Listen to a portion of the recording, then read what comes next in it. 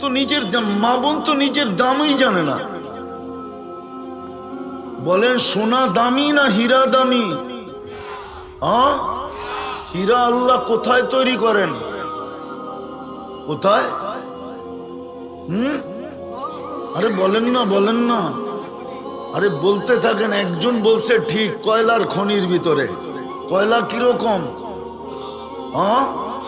কয় টাকা দাম? আল্লাহ হীরা তৈরি করেন কার্বনের ভিতরে, কার্বন। মা বোন যে হীরা ও নিজেই তো জানে না। যদি হীরা জানতো যে আমি হীরা, তাহলে ওকেও নিজেকে নিজে কার্বনের ভিতরে রাখতো, কালো বোরকার ভিতরে রাখতো। হীরা সবচেয়ে দামি তো আল্লাহ রাখছে কার্বনের ভিতরে। কোথায়?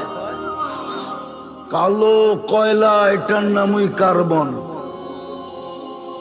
হ্যাঁ, 60 টাকার জিনিসের ভিতরে ঢুকায় রাখছে। কয়লার কেজি 60 টাকা হবে।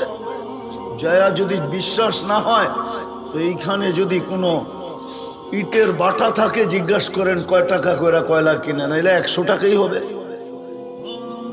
ওই 100 টাকা দামের কয়লার ভিতরে আল্লাহ রাখছেন হীরাকে। হীরা কার্বনের পদার্থ, ওটার ভিতরে তৈরি করছে। মা বোন তো নিজেকেই চিনে না। ও যদি চিনতো নিজেকে, মা বোন যদি নিজেকে চিনতো তো বোরকার ভিতরে রাখতো যে আমি হীরা।